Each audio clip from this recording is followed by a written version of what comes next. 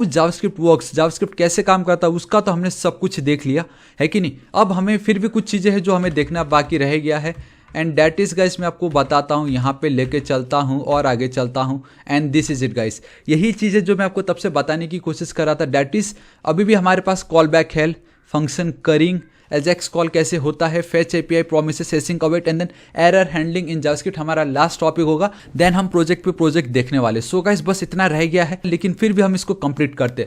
तो सबसे पहले हमें ये समझना है व्हाट इज फंक्शन करिंग, ठीक है। ऑलराइट गाइस, तो देखिए अब हमें देखना है what is function currying, and मैंने आपको ऑलरेडी बताया था जब हम एसिंक्रोनस जावास्क्रिप्ट का जो सेक्शन है उसको कंप्लीट कर देंगे देन हम ये देखेंगे। तो अब गाइस बस इतना ही रह गया। तो मैं आपको बताता हूँ what is a function currying, and आप देख सकते हो गाइस हमारा इंटरव्यू क्वेश्चन भी आ चुका है, and that is what will be the output of sum then 5। देखो बेसिकली एक पैरेंथेसिस है, अगेन एक और पैरेंथेसिस 3, अगेन एक और पैरेंथेसिस 8। तो गाइस ये बहुत ही ज़्यादा इंपॉर्टेंट है, एंड आप मुझे बताओ कि अब आप इसका सम कैसे निकालोगे। एंड ये जो पार्ट को कंप्लीट करने के लिए we need the help of function currying. जी हाँ गाइस, तो क्या होता है फंक्शन करिंग, ये देखो मेरे पास ऑलरेडी कुछ एग्जांपल्स मैंने यहाँ पे सेट किया, बहुत ऑसम तरीके से इन्होंने बताया हुआ है। दैट इज करिंग जो है वो एक टेक्निक है of evaluating function with multiple arguments into sequence of functions with single arguments. देखिए एक टेक्निक है फंक्शन को इवेल्युएट करने का with multiple arguments obviously, and यहाँ पे आप देख ही सकते हो एक फंक्शन में हमने आर्गुमेंट पास किए हैं, ठीक है, एंड वो भी कैसे गाइस मल्टीपल आर्गुमेंट्स 1 2 3। लेकिन अगर आप ध्यान से देखो कि ये जो मल्टीपल आर्गुमेंट्स है they are the sequence of functions with single argument.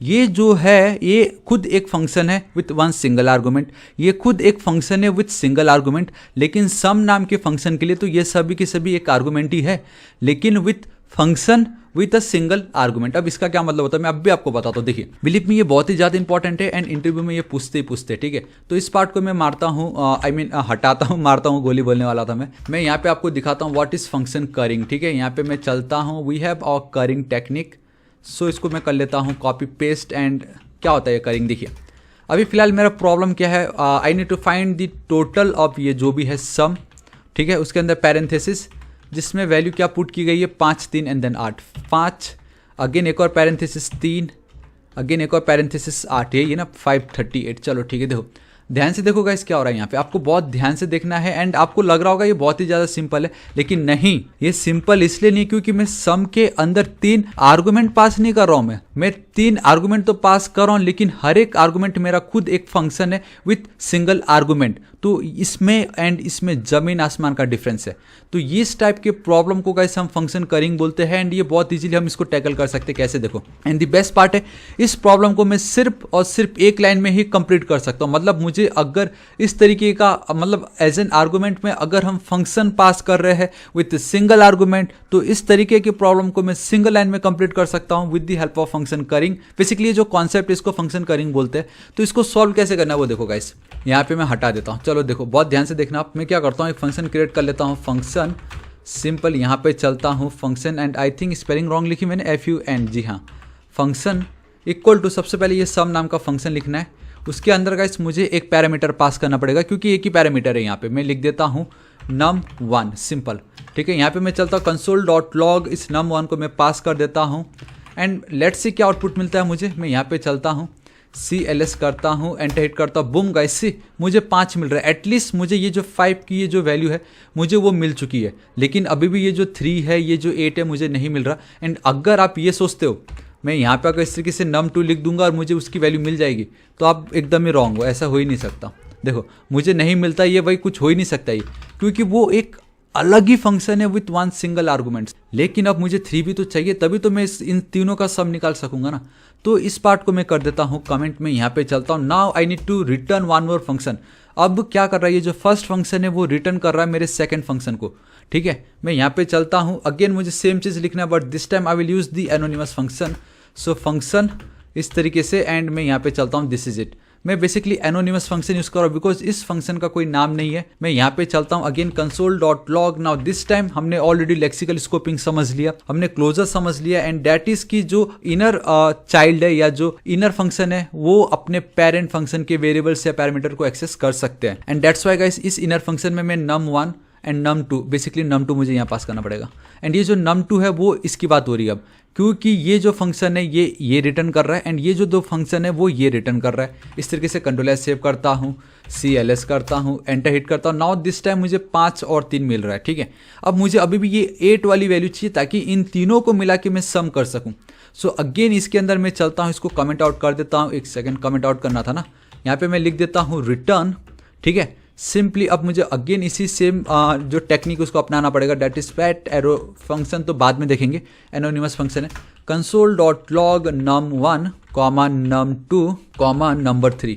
अभी जो नंबर 3 है उसको मुझे यहाँ पे पास करना पड़ेगा। देखो Ctrl+S सेव कर देता हूँ। अब अगर मैं यहाँ पे चलता हूँ, CLS करता हूँ, 3 2 1 and boom guys, now finally this time अब मुझे कोई एरर नहीं आ रहा है and this is your function currying. अब मैं आपको बताता हूँ जो कुछ मैंने लिखा अब आपको मेक सेंस करेगा जब मैं आपको ये रीड करके बताऊंगा। देखो, in other words when a function instead of taking all the argument at one time takes the first one and return a new function that takes the second one and return a new function which takes the third one and so forth until all the arguments have been fulfilled। Simple.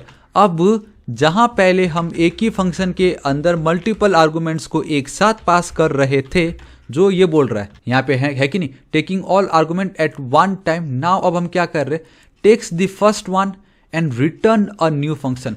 हम पहला argument accept कर रहे हैं and return कर रहे हैं हमारा second function. ये मेरा रिटर्न कर रहा हूं मैं सेकेंड फंक्शन को, that takes the second one and return a new function. अब वो जो सेकंड है वो सेकंड आर्गुमेंट ले रहा है एंड अगेन ये रिटर्न कर रहा है एक और दूसरा फंक्शन एंड अगेन ये रिटर्न कर रहा है तीसरा फंक्शन जो कि तीसरा आर्गुमेंट लेगा एंड ये चलते रहेगा जब तक कि हमारे सारे आर्गुमेंट्स फुलफिल्ड नहीं हो जाते।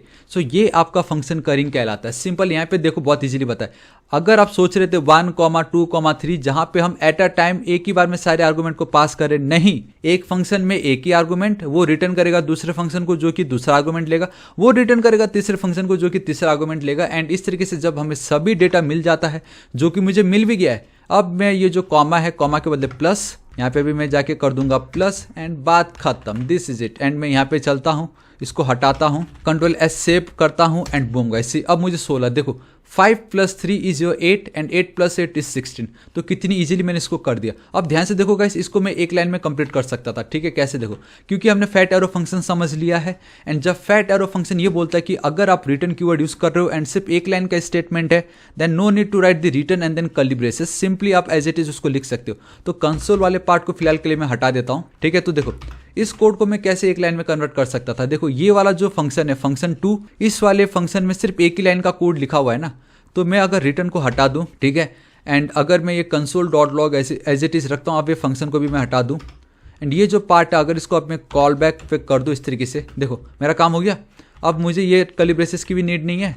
यहाँ पे मैं चलता हूँ, मैं एक बैक देता हूँ, होम पे चलता हूँ, इस तरीके से मैं करता हूँ। देखो थोड़ा सा कम जूम कर देता हूँ फिलहाल के लिए, एटलीस्ट इतना मेरा काम हो गया। अब उसी तरीके से ये जो मेरा फंक्शन 1 है, ये जो फंक्शन 2 है, वो भी तो सिर्फ एक लाइन का कोड रिटर्न कर रहा है ना। समझ रहे हो मैं क्या कहना चाह रहा हूँ, सिर्फ एक लाइन का कोड है ये। तो इंस्टेड ऑफ रिटर्न को मारो गोली, फंक्शन को मारो गोली, इंस्टेड ऑफ फंक्शन हम क्या यूज करते हैं, हम यूज करते हैं फैट एरो।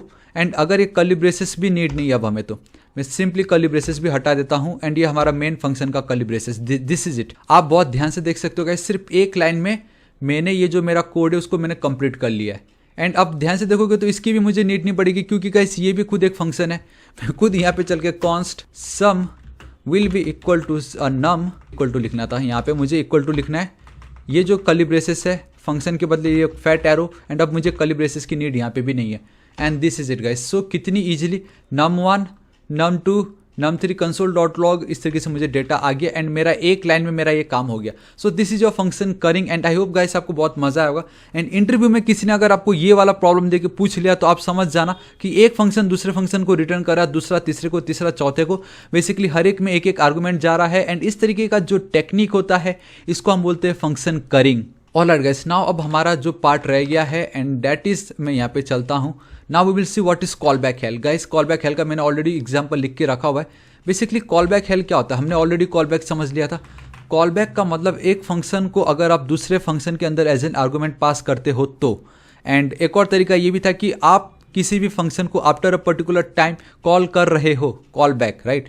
तो क्या हो अगर आप एक फंक्शन को कॉल करते हो लेकिन उसी फंक्शन के अंदर अगेन आप टाइम सेट कर रहे हो एंड देन अगेन एक और फंक्शन को कॉल कर रहे हो, उसके अंदर आप अगेन टाइम सेट करके एक और फंक्शन को कॉल कर रहे हो, मतलब 1 सेकेंड में आप एक फंक्शन को कॉल कर रहे हो, उसके अंदर आपने एक और टाइमर लगा के अगेन एक और सेकेंड बाद एक और फंक्शन को कॉल कर रहे हो, I mean console dot log या कुछ भी करवा रहे हो। तो गाइस अगर आप ऐसे करते जाओगे ना तो आपका कुछ इस तरीके से एक ट्रायंगल बनते हैं। यहाँ से देखो ये जो पार्ट दिख रहा है ये एक ट्रायंगल का शेप बना रहा है। यहाँ पे देखो ये जो लाइन है ये एक ट्रायंगल शेप बनते जा रहा है, तो इसको हम बोलते हैं कॉल बैक हेल। एंड अगर कोई न्यू डेवलपर आके इस प्रॉब्लम को सॉल्व करने बैठ गया, वो बेचारा सोचता रह जाएगा क्या हो रहा है ये तो फिर भी एक सिंपल एक कंसोल डॉट लॉग ही है, लेकिन आदमी कितना कुछ करते। तो इस टाइप का जो प्रॉब्लम है इसको हम बोलते हैं कॉल बैक हेल। लेकिन फिर भी गाइस इसको मैं दिखाता हूँ आपको आउटपुट में क्या होता है।